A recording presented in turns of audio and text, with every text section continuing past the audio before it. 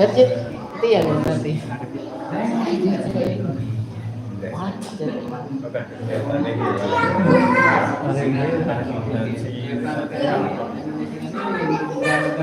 Kemudian ini. Barisan sudah. Uang berapa coba? Berapa? Kayak. Masih baca. Nggak bisa lagi. Masih baca. Aja lah sesuatu. Saya lupa nih. Saya ini kalau ini tidak musim banyak. Oh kawan.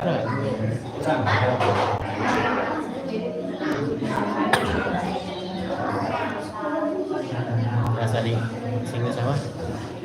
Saya mengalami. Gen. Masih.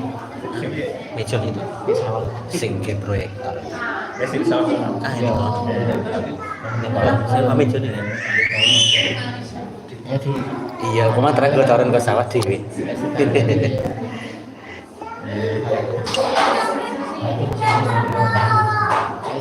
Aku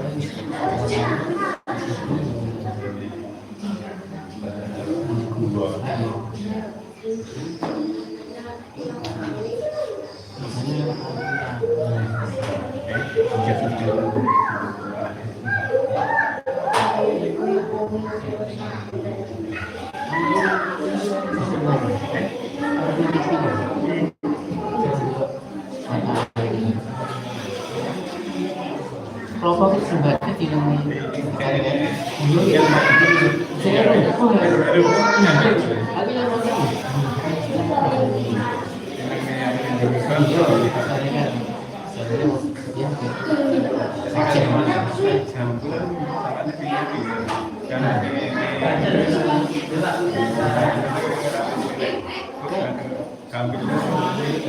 Dia tekniknya jadi rukun ya. Titik mana?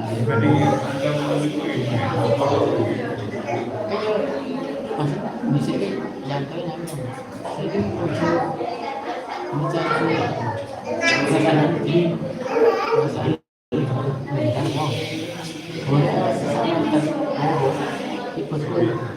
Siti dulu, iya, engkau boleh sifat, kok sombong imbang, sendiri, ayat semua dan tidak saya berkuncang bersama itu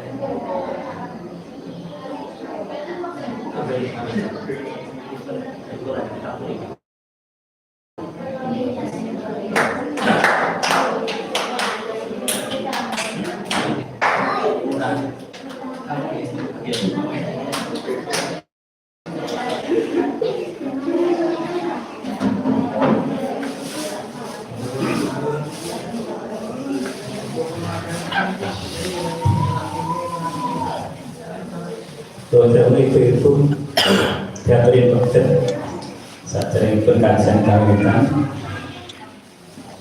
kasus biasa itu begitu sisa leher.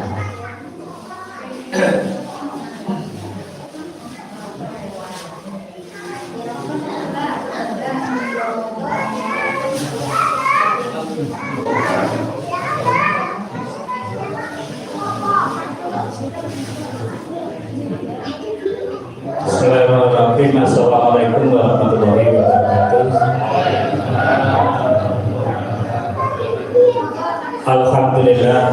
Alhamdulillahirabbil alamin.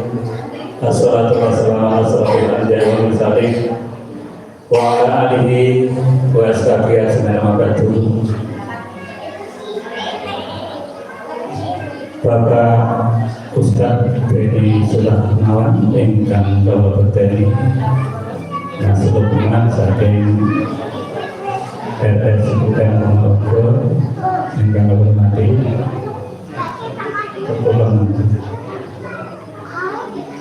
Bapak Ibu jamaah sedaya yang kula hormati, saderengipun menika tansah ndhaken puji syukur alhamdulillah Alhamdulillahirabbil alamin. Tengah-tengah saudara Allah SWT yang sampun bareng rahmat kita senaya kematan bersedoyo sehingga wonten ing kalebatan menika sesuai saged nindakaken ibadah salat Isya berjalan kalajengaken kajian rutin saged malam akad pun kanthi kawontenan rami wilujeng boten-boten saking kalau kali pun mugi salat dan salam bapak dumateng sedaya kita kanjeng Nabi Muhammad sallallahu alaihi wasallam ingkang tansah kita ajantu sahabat pun dari boten yang akhir. Bapak Ibu ingkang hormati sasampunipun kula aturaken syukur rawuh dumateng Pak Ustaz lan nyuwun pangapunten untuk dile situasi dan kondisi atas makaten yang paling lebih saking Ponorogo lan matur nuwun sanget rawuhipun ingkang salajengipun nggih jamaahipun sekitar semanten menika tapi menika tetalisipun nggih kata ingkang boten hadir iki biasanipun nek tiyang mriki ucap hukum enten iki sami nyambut damel ten kutha mungkin aku pun usaha kakak yang mantul sami mantul terus buatan ngirangi semangat senajan kalau sama itu buatan kakak untuk sakit istiqomah insyaallah. Bapak Ibu yang kami hormati selanjutnya semoga kajian yang dalam menika kita bijaksana dan dewasa. Semoga selawat dan salam tetap tertumpah pada Nabi besar Muhammad sallallahu alaihi wasallam yang kita nantikan syafaatnya nanti di yaumul kiamat. Baik Bapak Ibu semuanya, sebelumnya saya memberanikan diri untuk datang ke sini ini dengan makito-kito ini.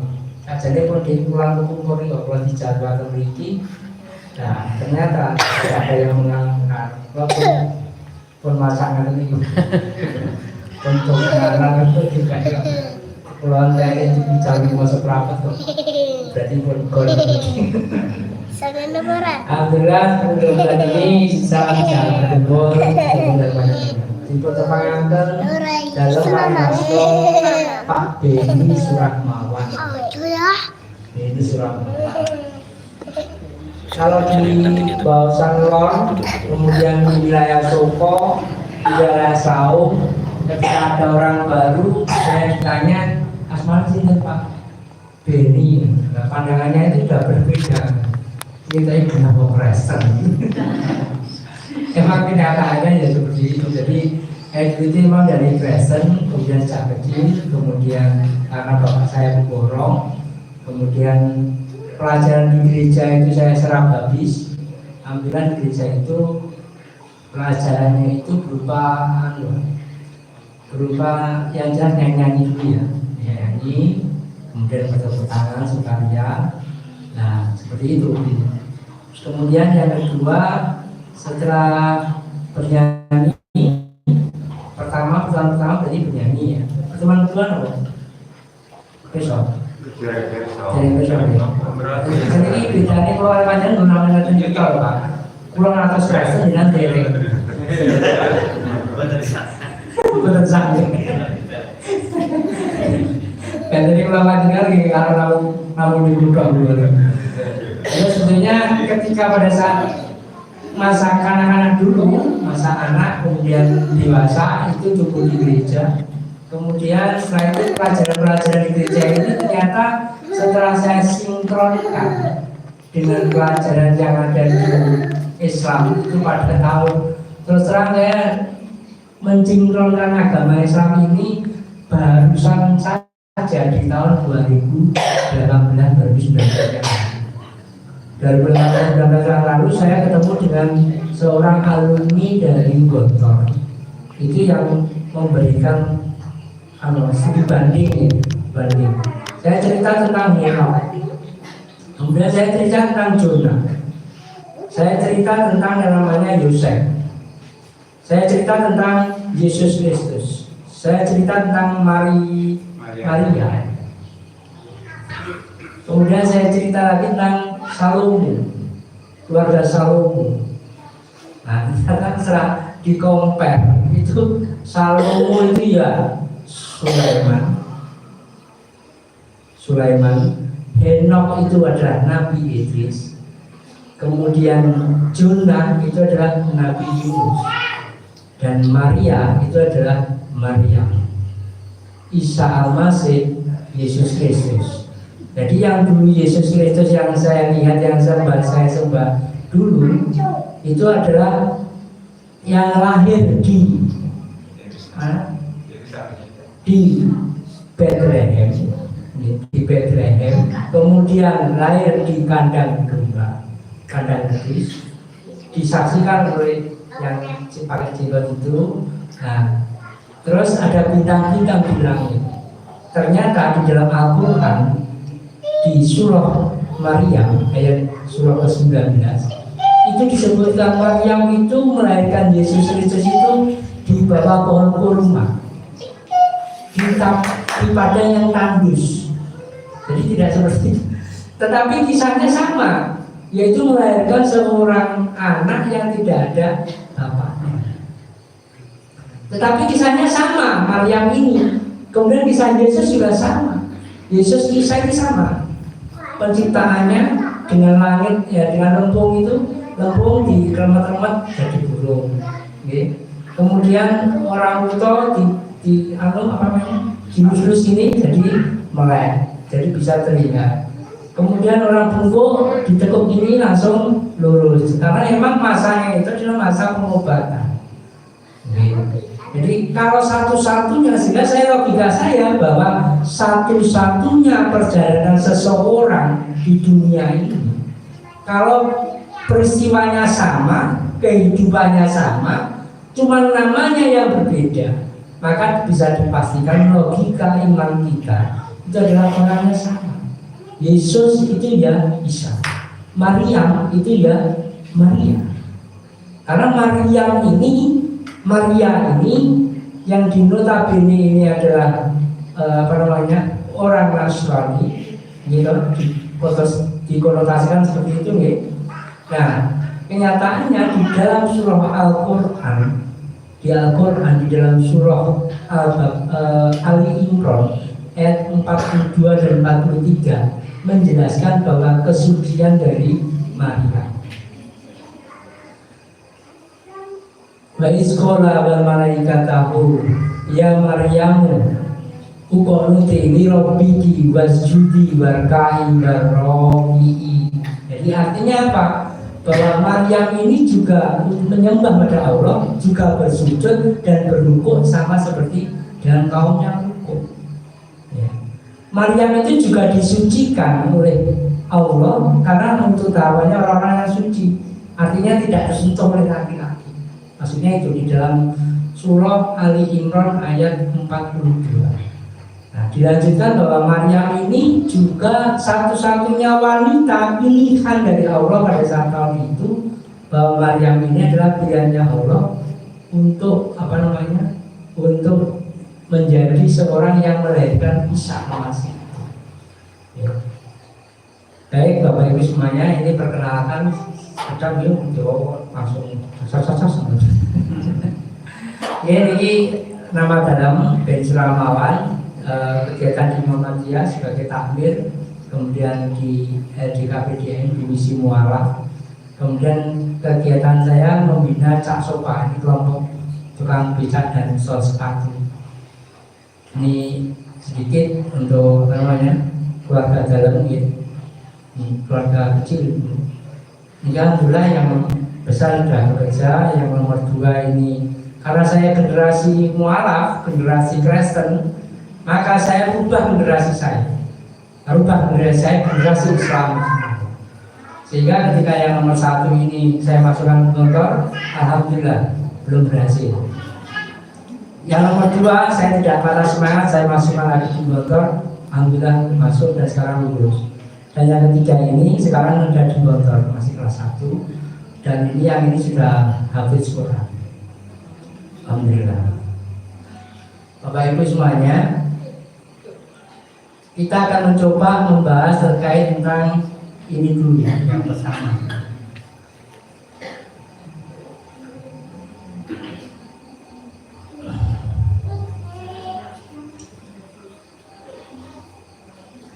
mempercayai Allah.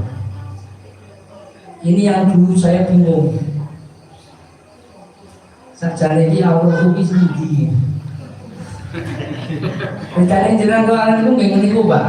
Kalau itu bingung boleh Gusti Allah dan jenengan harus ketemu wis penak wis langsung ketok dengan.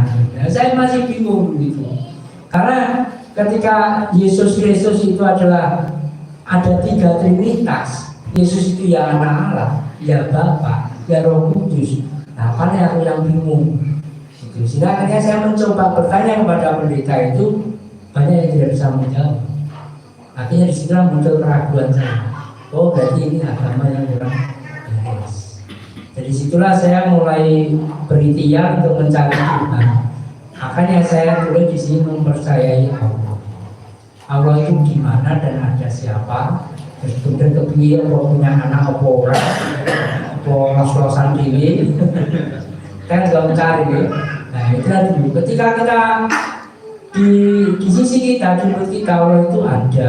Allah itu gini, Allah itu gini, itu nanti ya, menguasai jagat raya, menguasai alam semesta dan seterusnya, menguasai kita. Tapi realita terjadi kok bunyi. Nah, ketika kita menyembahnya itu kayaknya kok nggak tenanan gitu. Saya melihatnya gitu. Kenapa kalau saya melihatnya seperti itu? Bahwa kalau sebetulnya kalau kita menyembahnya sungguh-sungguh, maka pembuktian menyembah itu juga harus jelas. Ketika saya tanya ke beberapa orang dan saya melihat realitas yang ada, umat Islam yang ada ini, ketika ditanya, kamu sholat enggak? Aku sholat itu bolong-bolong. Karena ya, bolong-bolong itu menunjukkan ketidaksungguhan. Jadi sebetulnya kata-katanya teman, kamu sholat, aku gak gelem sholat, kan gitu kan? Bolong-bolong kan ogah-ogah, gitu ya. Nah, ini sebetulnya kata-kata yang harus dihindari. Artinya kalau kita memang, karena saya mempercayai Allah itu ada, ya saya buktikan pembuktian saya. Kalau saya Islam betul-betul Islam, kafah itu langsung belum. Baik, kemudian yang berikutnya mempercayai hari akhir, bahwa hari akhir itu ada. Ya, hari akhir itu ada. Ini harus kita percayai. Nanti kita akan hidup yang kedua. Gimana? Di dalam kubur. Kemudian hal kubur itu waiting list, tempat tunggu. Ya, tempat tunggu. Tempat tunggu itu penangnya sing enek AC-ne nomor. Iya. Enten AC-ne nggih.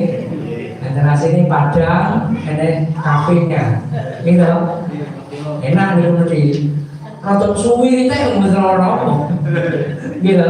Tapi lek salahnya di ruang tunggu di Kabupaten Dedet, enek premane gepuk ya dhewe, lah iki repot.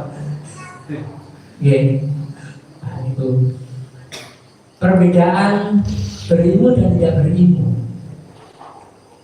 Ini Bu, jadi panjenengan yang berkumpul di sini ini adalah haus dengan ilmu pengetahuan. Sehingga insya Allah nanti akan mengamalkan dalam hidupnya. Perbedaan berikutnya, berilmu itu artinya berakal.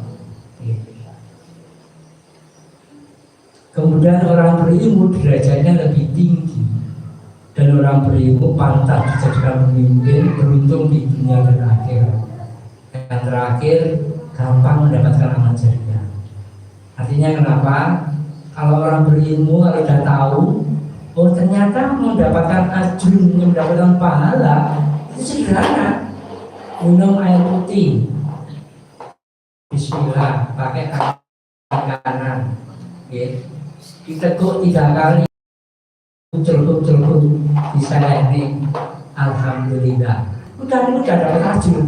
Hausnya hilang, haus bumi hilangnya. Tentang kehidupan bumi hausnya itu hilang, tetapi pahalanya itu tersimpan. Itu yang kalau dapat ilmunya ini dipraktekkan. Gitu, itulah perbedaannya orang berilmu dan tidak. Insya Allah, mau panjang kerja ilmu untuk mendapatkan amal jariah yang banyak itu bagaimana? Jadi bagaimana kita berkreasi di dalam kehidupan dunia ini menjadi bekal kita di akhirat. Sementara waktu orang yang tidak berilmu adalah mereka yang tidak memiliki keinginan untuk mencari ilmu untuk dimanfaatkan dalam hidupnya. Bersyukurlah Bapak Ibu semuanya. Dari segi keimanan, ya, dari itu keimanan. Orang yang memiliki ilmu khususnya agama cenderung lebih beriman dibandingkan orang yang tidak memiliki ilmu. Orang yang ilmu khususnya agama cenderung lebih giat beribadah dibanding dengan tidak memiliki ilmu. Maka artinya kehidupan ilmu itu sangat penting, terutama dalam bentuk agama karena untuk bekal kita di akhirat. Nah makanya ini diadakan kajian terus kita memiliki alhamdulillah.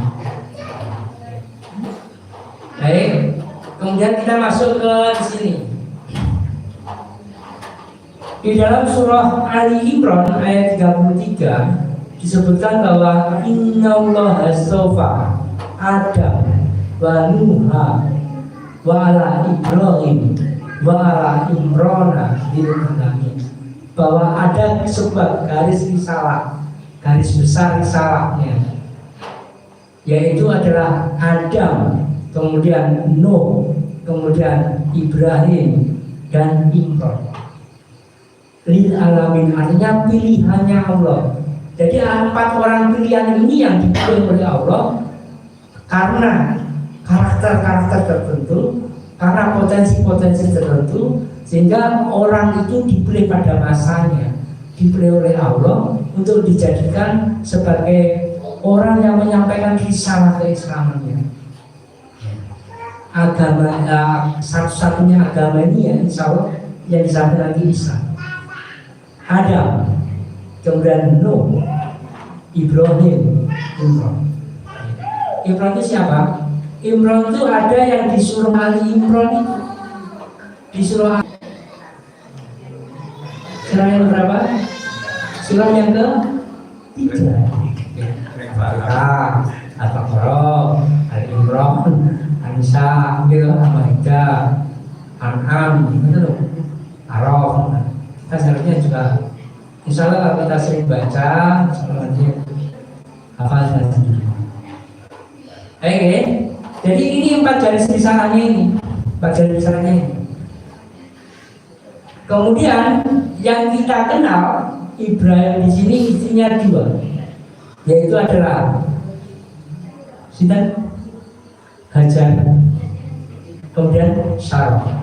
Istri pertamanya Sarah karena tidak memiliki anak, kemudian diminta untuk beristri lagi Ibrahim itu dengan Hajar. Hajar akhirnya memperoleh di sama Allah dikaruniai yang namanya Ismail. Ismail kemudian dibawa ke sini ke wilayah Mekah sini, maksudnya di wilayah Mekah sini, ini nanti Ismail ini keturunan itu memunculkan seorang Rasulullah namanya Nabi namanya Muhammad. Sedangkan Iska ini di sini nanti. Nah, di sini ini adalah Maryam. Ini saya yang paling senang. Maryam itu adalah bapaknya Imran. Maryam itu mempunyai bapak Imran namanya. Maryam itu mempunyai bapak namanya Imran, ada di surah Ali Imran. Bapaknya Imran. Maryam itu ketika dia itu di mihrabnya berdoa itu berada di Kuil Sulaiman. Sehingga Imran itu seorang ahli kitab, seorang pemimpin. Saya ini caranya apa ya?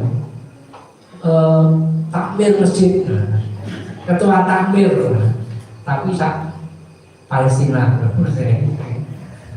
Di apa namanya? Di wilayah Masjidil Aqsa itu. Nah dulu namanya Kuil Sulaiman. Artinya orang yang berada di sini adalah keturunan dari Sulaiman, termasuk keturunan dari bapaknya Sulaiman namanya. Oke, sehingga akhirnya Imran ini mempunyai anak namanya Maryam, kemudian Maryam mempunyai anak namanya Isa al-Masih. Ya jangan jenengan masih bujang, masih perawan, ujuk-ujuk mengandung. Wah, itu pribadi guys. Padahal jenengan orang yang dua gunung, orang yang mau lanang liya, gitu, kecuali Zakaria. Zakaria juga begitu. Nah, otomatis pribadi Pak. Sing mengunjungi Zakaria, roh ujung-ujung, kalau itu mau mengandung. Nah, di sini ya sih sing mengambil. Dan mengambil itu logikanya dulu Zakaria itu dulu pada masa itu logikanya. Jadi Zakaria itu dituduh menghamili Maria. Itu dulu itu seperti itu ya. Ini sekilas ya. Intinya bukan ini nanti ini gambaran dia. Nah, kemudian Nabi yang berikutnya ini adalah nanti yang sebelum Ibrahim ini. Ibrahim punya bapak yang namanya Azar, punya Azar bin Taro, bin Abid, bin Kinan, bin Al-Faksan, bin Sam, bin Nuh.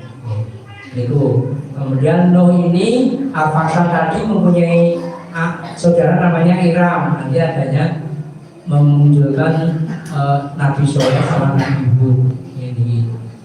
Nah, ini memiliki nama Haran, dulur Ibrahim, jenenge anaknya Lut. Kemudian Nuh ini punya bapak jenenge Lameh. Kemudian namanya baik jenenge Nabi Soleh. Kemudian baiknya jenenge Nabi Idris. Nabi Idris. Nabi Idris duwe mbahne jenenge Yared, duwe mbahne jenenge Mahalet, duwe mbahne jenenge Kinan lagi, mbahne jenenge Enos, mbahne jenenge Syed. Jadi dulu pelajaran gereja. Acara gereja itu buka.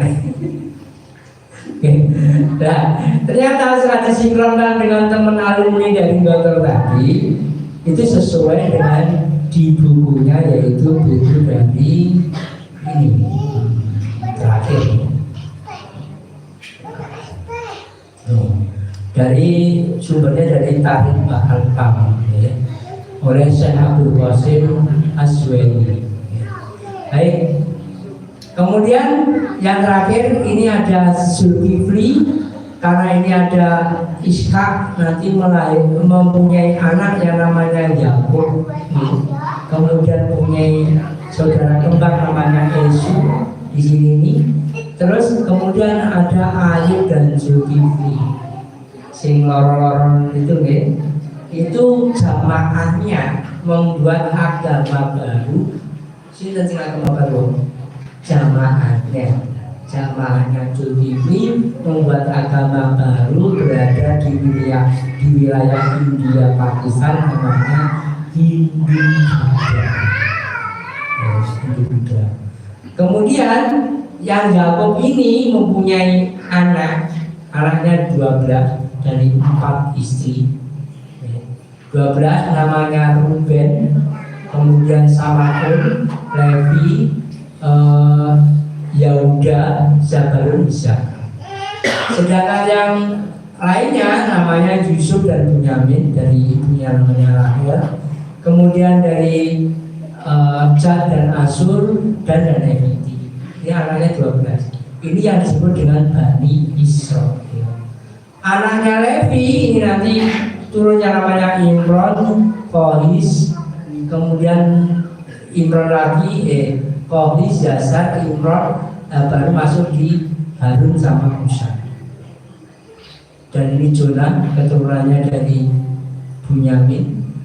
Nah, Daud Sulaiman keturunannya dari Yahuda. Yahuda nanti dengan Daud Sulaiman ini Imron. Ini yang disebut dengan Bani Israel. Bani Israel ini Bani Israel. Sehingga ketika Nabi muncul dari Muhammad, dari jalurnya ini, tidak terima, enggak diakui. Ya, ceritanya seperti itu.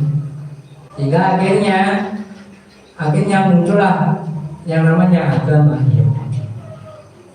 Agamanya Yahudi. Nah, sedangkan Isa Al-Masih ini sama jamaahnya Huwariyun di surah Ali Imran ayat 52 Ya di surah An-Nisa ayat 155 sampai dengan 57, wario ini nyeleweng membuat agama baru yang namanya Nasrani. Jadi ini adalah garis besar peristiwa risalah agama Islam. Maka ditetapkan di dalam surah Ali Imran ayat 19, Inna dinna indallahi Islam wa maktalafalati na'udhu kitaba mimba dimaja illa mimba dimaja yang bainahum. Yang artinya jangan kamu mengikuti perselisihan mereka yang ada di dalam ahli kitab itu. Ya, perselisihan mereka dalam kitab-kitab itu ini. Kalau kamu mengikuti tanpa tidak tahu ilmunya, gue akan terjerumus ke dalam agama yang dimaksud. Bahwa sebetulnya risalah garis kenabian ini adalah semuanya adalah sejarah untuk Islam. Oke, pun ini, insya Allah itu. Dari agama itu tidak. Agama tidak enggak. Agama benar dulu.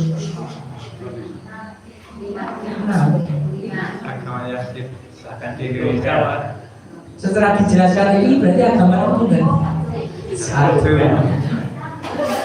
Setelah dijelaskan ini nanti dengan langsung berpaham bahwa agama itu sebetulnya ya satu, nggak ada agama yang lain. Karena sejarahnya risalah ini adalah Islam. Oke, Nabi Nuh itu selalu betul, sholat. Nabi Ibrahim selalu betul, sholat. Maryam selalu betul, sholat. Oke, jadi saya kalau berbuat keras seneng, udah kebaca. Ini boleh ikut siapa ya? Gitu ya. Nah makanya ketika menyembah itu yang sungguh-sungguh gitu loh. Agar apa? Agar pengaruhnya, efeknya ada pada dalam diri. Sekarang ini, persiapan migrasi ke antar kota. Mbak, jenengan Badikan Surabaya, jenengan berapa mau singgah siapa? Ini Surabaya 5 dino, ini Surabaya 1 bulan. Berapa jenengan siap nih?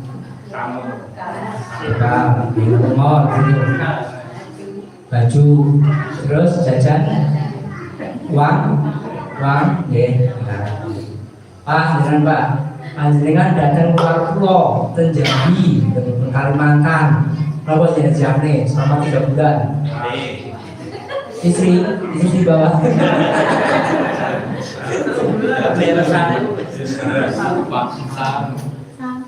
Oke. Nah sekarang kalau negara, kita akan pindah ke Mekah ya. Ke Mekah selama 40 hari haji. Apa pertanyaan? Tasum itu sak koper gitu. Jajan kayak bapak itu nggak rokok. Rokoknya wis slop-slopan. Iki persiapannya matang, duitnya oke. Nek rekening enek, nek kunci digawa ada. Nggih terus nggih. Nah, itu lebih banyak. Tapi kami jelasin nggih. Nanti. Sekarang ini ada sebuah kisahnya.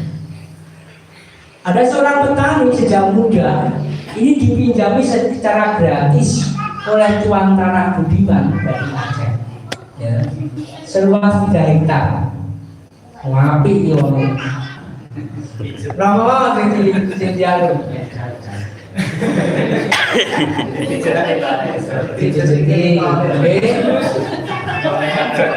ceritanya kan bener. Kan bener. Jadinya dia ikhlas, terus gayanya merengek, terus enggak dong, gayanya merengek dan Pak, aku kalau Pak, ini kue yang dulu Pak, yang busi Pak, umapi Pak, aku yang jalur soponya adalah Bapak, ini paling ini, aku yang jalur soponya, iya kan? Tapi kali ini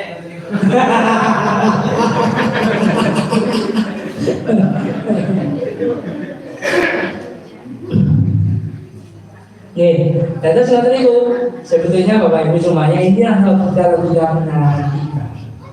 Kalau logika kita ini hidup di dunia orang suwi, dunia itu cepat.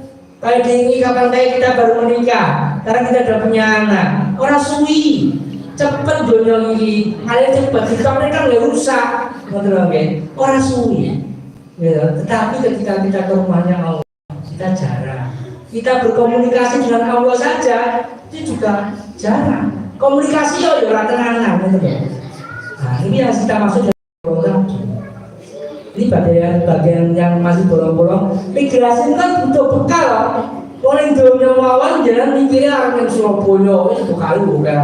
Ini kita akan meninggal dunia nanti itu.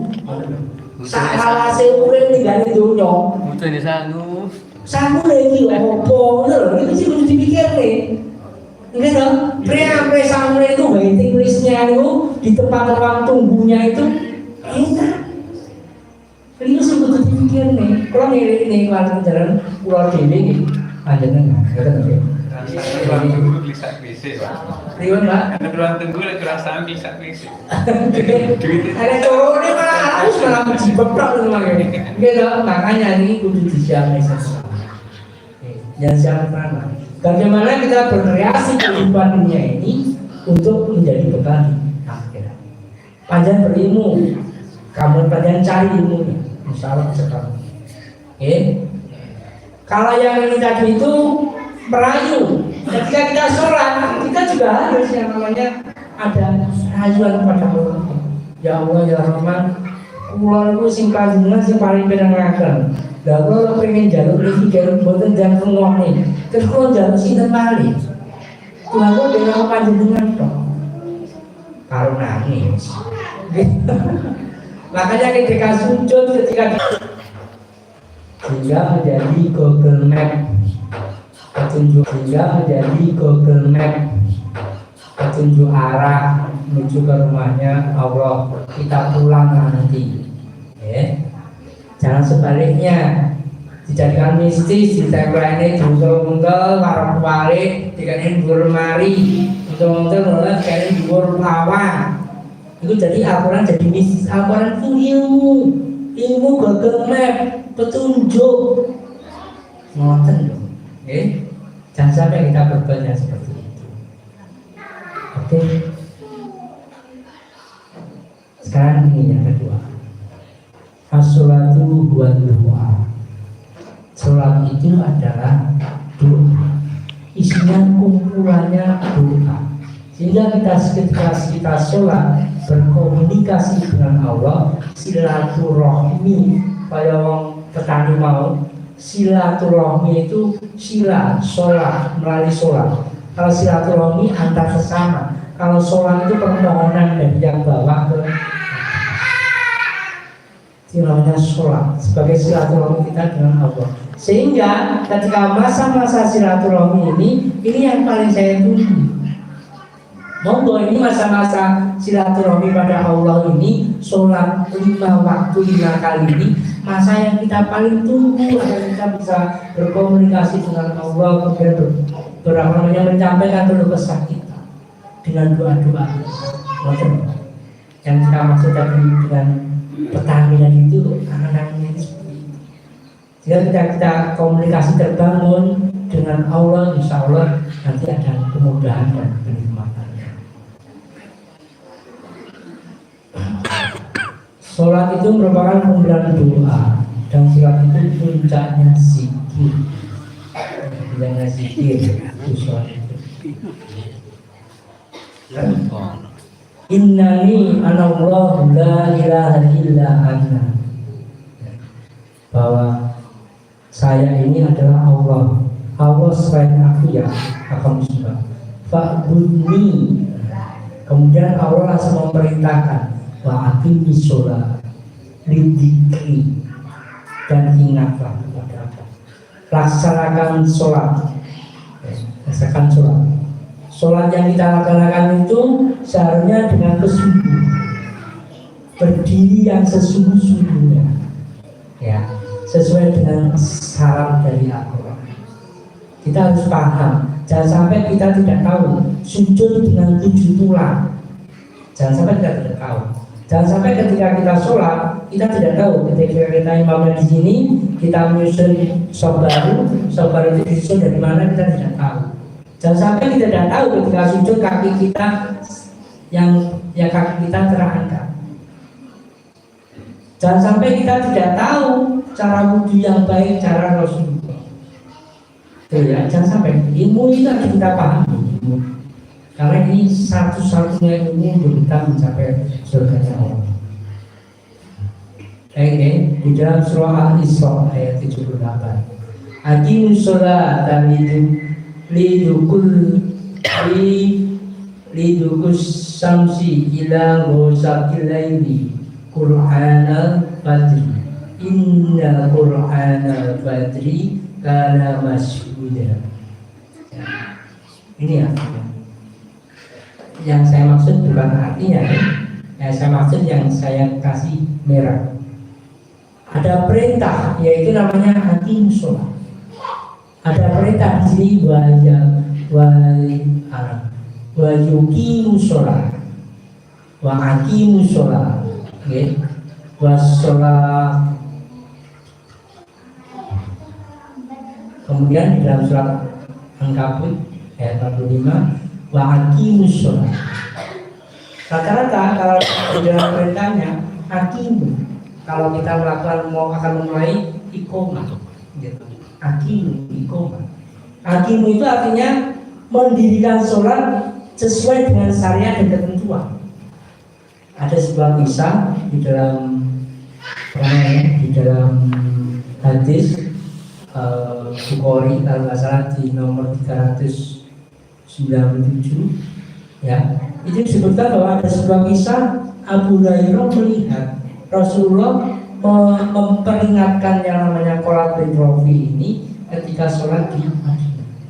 Ada seseorang itu sholat sampai 3 kali ditegur sama Rasulullah. Kowe ora sholat, balik wudhunya, sholatnya. Begitu orangnya kembali sholat lagi, kowe ora sholat, kembali neng. Kemudian yang ketiga, kowe ora sholat, kembali neng. Akhirnya dia nggak mau. Akhirnya ya Allah, aku ki ya Rasulullah, aku ki wis terbaik. Para ono carane iki. Bahasanya seperti itu. Nah, akhirnya diajari sama Rasulullah. Nah, ajarannya ini yang kita kerja. Kalau kita sudah mengejar ajarannya ini, nanti insya Allah ada dasar. Di dalam surah Hud ayat 114 ya. Aqimus sholata tarafain nahar wa dzulfan minal lail. Baik, sekarang saya masuk di kalau yang namanya sholat, ya sholat itu adalah perbuatan baik. Sholat di dalam surah Hud ayat 114 itu disebut dengan perbuatan baik. Sedangkan di dalam surah An-An'am ayat 160 disebutkan adalah siapa yang berbuat kebaikan maka akan mendapatkan balasan 10 kali lipat. 10 kali lipat. Kebaikannya itu dibalas dengan 10 kali lipatnya. Nah, aduh, satu-satu. Saya kalau satu-satu dulu. Oke. Nah.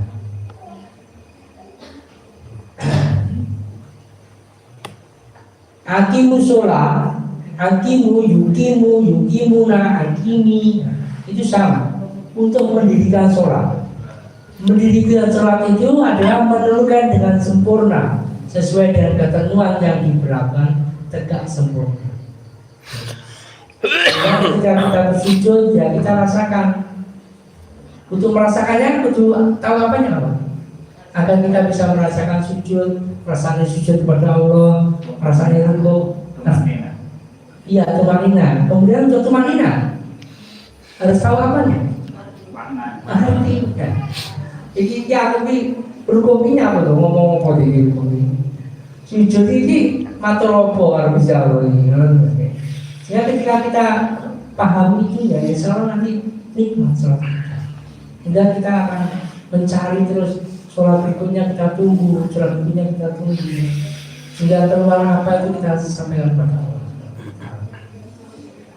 Bapak Ibu semuanya, Anda tahu poinnya ini dari 1 ke 2. Ini berapa poinnya? Poinnya adalah 500 tahun. Berdasarkan hadis Sahih Muslim.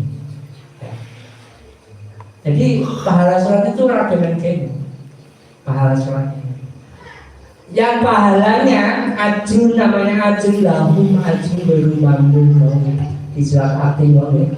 Nah, itu namanya pahala. Itu kita terima di akhirat nanti. Hitung-hitungannya ini di sini. Hitung-hitungan. Tadi kan 10 kebaikan ya. 1 ke 2 itu 500 tahun. 2 ke 3 itu 500 tahun. 3 ke 4 itu 500 tahun. Maka kalau kita masuk ke masjid itu ditambah 25 kebaikan. 10 kebaikan melaksanakan sholatnya, datang ke masjid sudah 25, berjamaah dikali dengan 27 derajat. Logikanya adalah kenapa kita bisa hidup di akhirat selama-lamanya? Ya ini. Ya ini logikanya. Nah, jadi kalau sholat ini jangan apa nih? Ini sebagai media kita agar kita bisa dekat sama Allah. Mana-mana.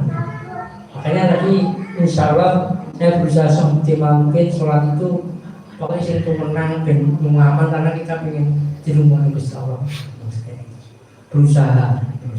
Ya. Oke, yang terakhir, orang beriman kalau benar-benar iman melekat pada diri, identitas berimannya bagus, maka akan diimplementasikan, akan dicurahkan ilmunya tadi dengan ibadah yang benar dan menggenggam kesuksesan sesuai dengan janjinya Allah pada di sholat.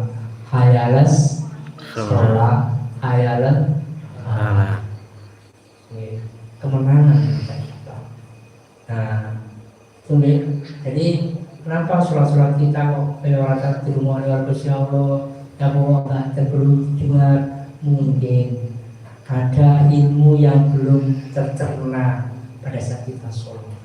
Mungkin kita masih belum sesuai yang dicontohkan Rasulullah. Mungkin sholat kita juga masih belum sesuai yang dicontohkan dengan Rasulullah. Dan ini tujuannya agar kita untuk meningkatkan kualitas sholat. 5 kemuliaan di dunia. Ya. Beberapa di antaranya ini Bapak Ibu semuanya.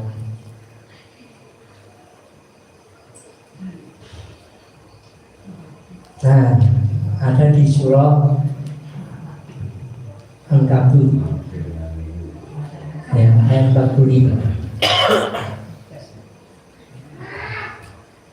Sholat ini mencegah yang namanya tanha, ya. Tanha, keji dan mungkar.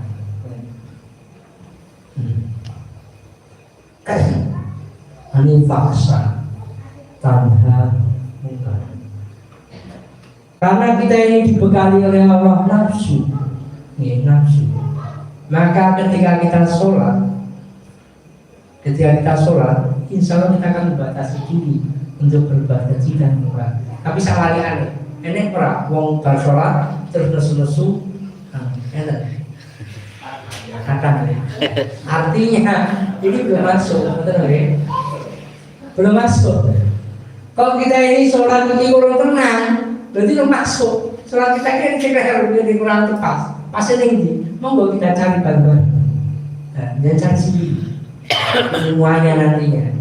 Nantinya kalau nanti memungkinkan kapan gitu, kita datangkan tablet di sini, majelis tablet untuk ngajari panjenengan ini sholat dengan cara Rasulullah. Wudhu yang caranya Rasulullah. Sehingga wudhu itu aja cepet-cepet. Dan wudhu cepet-cepet makanya kalau sholat wudhu lagi ke susu, ini berarti sholatnya ketok. Sudah lihat itu. Ada mau sholat, kalau saya nusu suara bocor deh, itu berarti kelihatan hasil sholatnya nggak ada loh. Seharusnya ketika kita di sholat menghasilkan, ketika tidak ada hasil tidak sesuai dengan yang namanya di dalam Al-Quran Al-Kabir ini, berarti ada yang salah.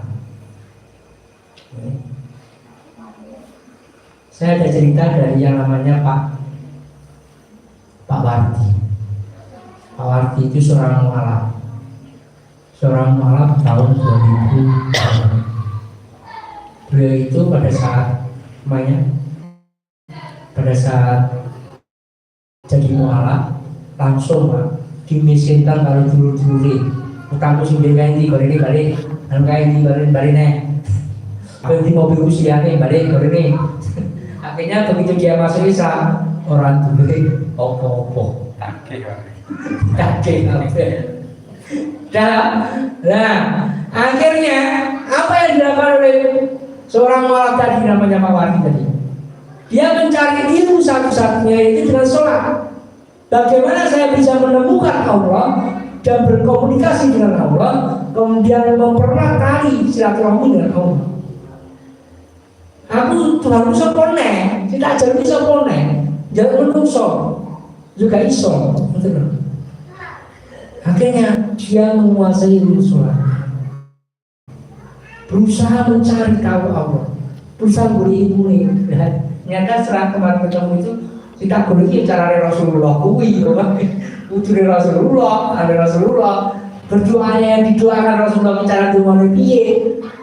Apa yang dilakukan Rasulullah setiap harinya, sholat apa yang dilakoni, dia mengerjakannya. Apa yang terjadi? Hayanas pala.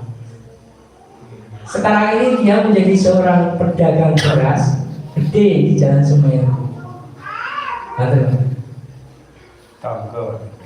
Tonggo.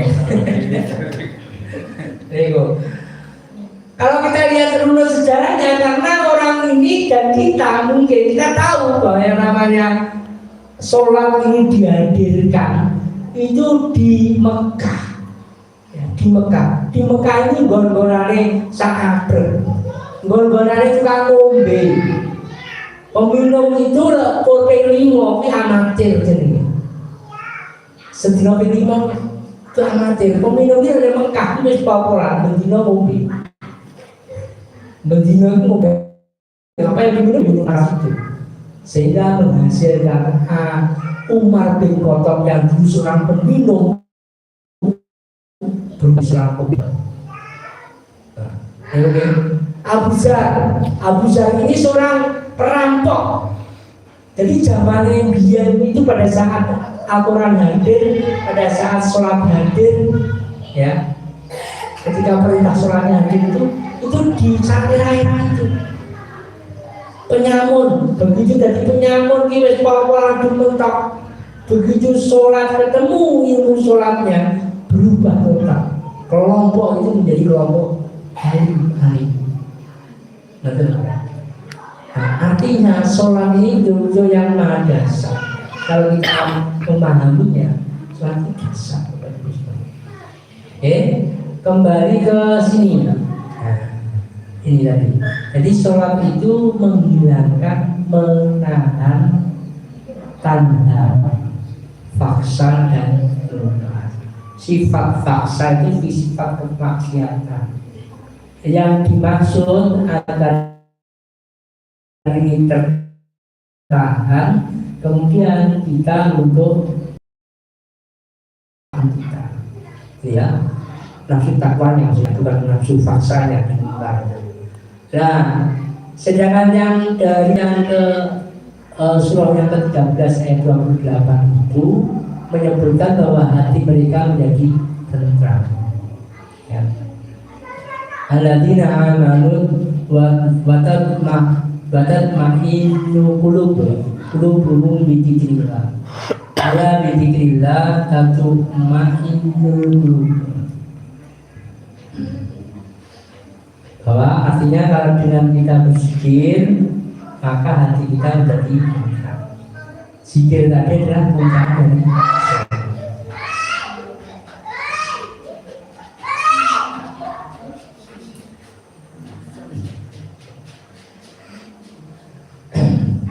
yang terakhir Bapak Ibu semuanya, salat itu melahirkan ketenangan. Ya. Kalau lagi ada unsur marah-marah, ada unsur aneh, berarti energi keren. Pokoknya mari kita koreksi kita masing-masing kan. Oke. Pokoknya aku ini sholat, kita sholat, tapi kok belum berubah. Berarti ada yang salah. Ada yang salah dengan sholat kita. Salat melahirkan ketenangan, jiwa yang tenang melahirkan pikiran yang cemerlang. Jiwa yang tenang melahirkan jiwa yang tenang melahirkan ide-ide yang penuh dengan kebaikan. Itu kalau kita sudah menahan faksa dan kata-kata, ketenangan sudah kita ambil, insya Allah kita ini dituntun sama Allah. Oke. Syaratnya kita jika sholatnya sesuai dengan ketentuan dan aturan salat. Monggo nanti kita cari bersama-sama untuk caranya gimana. Tugasnya Mas dan itu untuk menghadirkan tablik di sini. Ngajari panjenengan sholatnya pas Rasulullah ini. Jangan tanya nanti Rasulullah itu kehidupannya seperti apa, sholatnya apa yang dipakai gitu. Jangan tanya. Salah nanti akan dijawab. Oke, mungkin itu yang dapat saya sampaikan. Ada pertanyaan Bapak Ibu semua?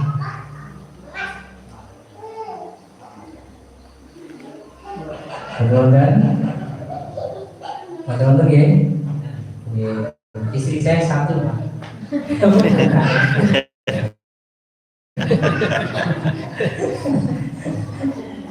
Karena mengikuti gaya Rasulullah. Rasulullah itu mencontohkan istrinya itu cuma satu. Rasulullah itu menikah selama 27 tahun dengan namanya Khadijah. Itu contoh samawa. Sakit. Apa namanya? Sakinah mawaddah warahmah. Itu contohnya. Sehingga kalau nanti sedangkan setelah Khadijah itu meninggal dunia, baru Rasulullah diminta oleh Allah menikahi janda-janda itu, menikah dengan Aisyah. Nah itu jangan sampai salah percaya Allah ngomong. Kalau memang ya sakit lah, sakit. Ngono ini.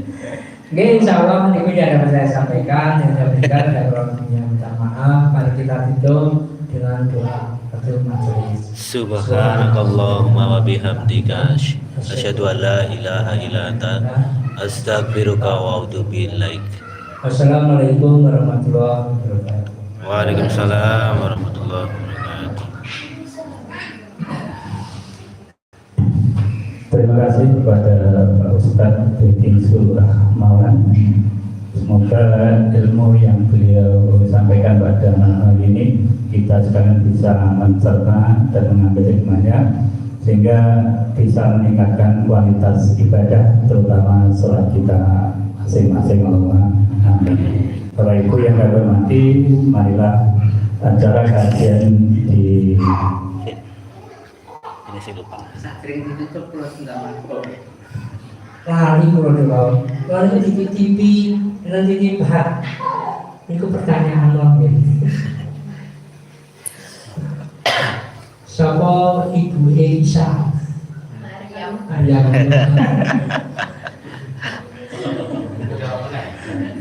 Mana lampunya? Cerah. Oke. Kemudian yang kedua, itu jinten yang namanya orang yang melahirkan di padang tandus.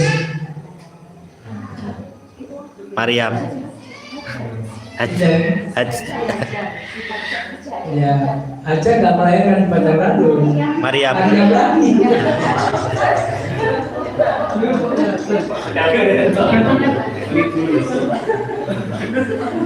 Oke, ini dua ya. Cerita.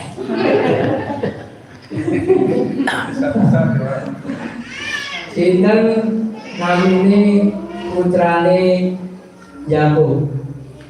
Ayub. Namanya Yakub. Dan Su'aib. Itu kan riwayat yang libur. Su'aib. Yusuf. Eh? Sekolah Yusuf.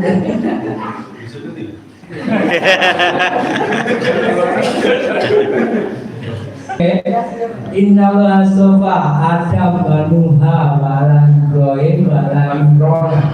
Di ayat 34 itu adalah diriatan batu hamimbat. Nah, itu urutan itu. Jadi ada berapa? Kau lagi ngantuk nih?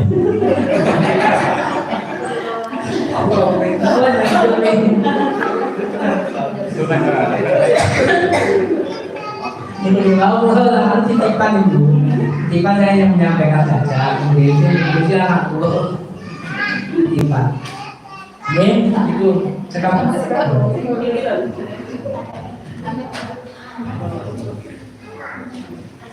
Bapak Ibu mangkaten nggih, monggo kita tutup kan dewasan hamdala. Alhamdulillahirrahmanirrahim. Saking kula katakan pun pamiten. Wassalamualaikum warahmatullahi wabarakatuh. Waalaikumsalam warahmatullahi